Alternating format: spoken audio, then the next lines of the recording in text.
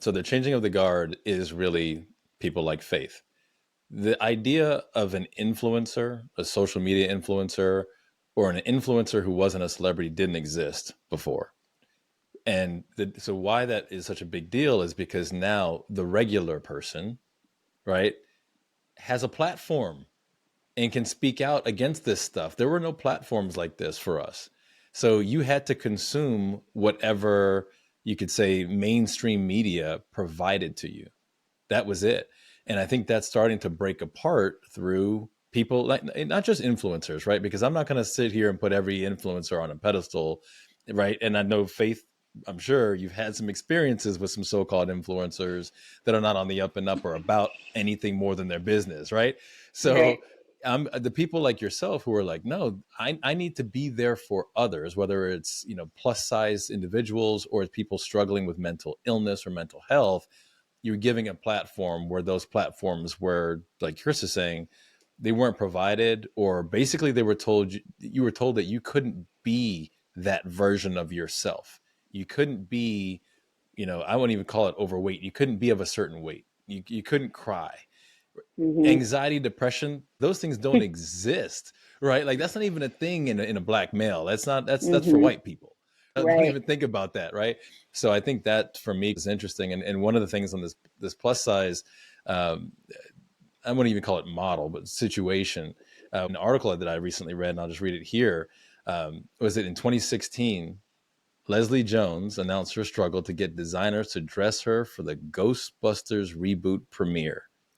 And on Twitter at the time, right, X now, she said, "It's so funny how there are no designers wanting to help me with a premiere dress for a movie."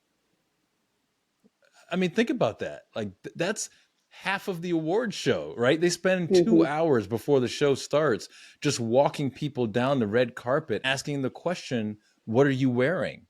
Like, that's a Hmm. big part of this. Like, you don't see yourself in these people. Like, the designers aren't even designing the dresses for people who are going to be on the red carpet.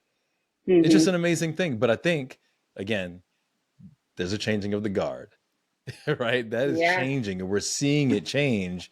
And that was back in 2016, right? Here we are in 2024. It's really not that long ago, but I think a lot is changing, and I'm happy and I'm grateful for that. Yeah, no, absolutely. I think that I come to terms with this a lot, especially when you are raised around people that kind of like grew up in the 90s and the 80s, and it was such a like different time. And although those things we can look back on sometimes are a little bit controversial or even like cringe, microaggressive, Yeah. I think it is something that I can look back on and be like, wow, we've progressed so far from these things. Because people will say like, oh, now people are too sensitive, or, but I'm like, are we sensitive or are we just no longer allowing like ignorance, and like being like, okay, now we know better, we do better, which is okay. That's how we progress a society forward. And to say like back in the 2000s, homophobia, I remember it was a really common thing for people to be like, I'm not scared of gay people, that doesn't Yep. exist, and now it's happening with fat phobia. People are like, I'm not afraid of fat people, that does not exist. But it's like there is statistics out there that fat people are discriminated even at work. People are less likely to hire you if you're plus size, like airlines, roller coaster rides, clothing sizes, like discrimination across healthcare. That is one of the main facets that fat people are constantly like catching the discrimination and the short end of the stick by, because healthcare providers are showing their own biases in research that they will not give you proper care just because you're plus size. Wow. And I'm a victim of that. I literally lost my, gallbladder and almost other organs because a doctor refused to treat me because she thought it was because of my weight that I was feeling any type of pain. And I was only 21 years old in college, really active person, so it's like those type of things that it's going to take some time for people to come around.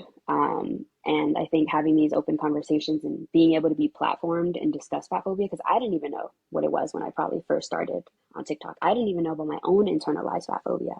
Mm. And kind of unpacking that on a platform with millions of people is hard, because then, Yeah. they're like, oh, what you said was fat phobic, even if it was against myself. And I'm like, whoa, like, I'm sorry, I'm grateful that my audience gives me a lot of grace and is willing to Yeah. educate me on those things, because just because you get a platform or you know you turn 25, it doesn't give you a crash course on all of the nuances of things that happen in society that also you can be a victim of and you can also be a perpetrator of.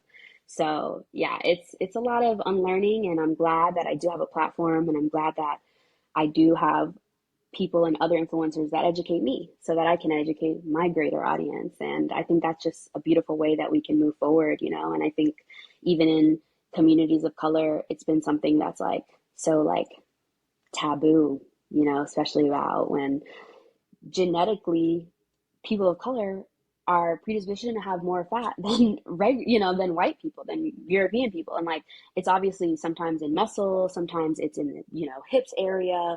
These are just things that, you know, are predisposition, and that's not the case for everybody. Like obviously there's petite people in every single race and ethnicity, but it's like holding ourselves to this European beauty standard is only gonna, you know, keep who down.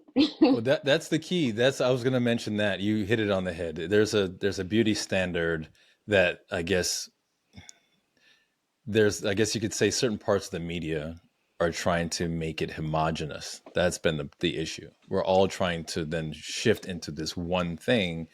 But if you were to step back from that and then look at all of the cultures that existed before we tried to make it homogenous, the ones that even exist today, you just look elsewhere, just look outside the window, right? Look beyond your borders a little bit, and you'll see how people of different sizes, different colors are just celebrated.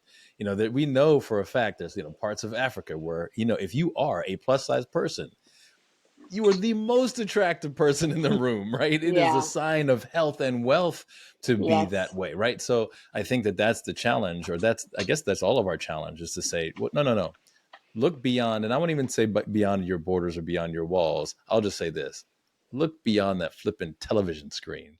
Look Right. beyond the movie screen, right? Look beyond that little box that only shows you a small image of what society, human society, looks like. And then you'll start to see the beauty in all things. Like that's the key. Just look beyond what they're packaging, right? Look at the unpackaged, and man, Right. there's beauty out there.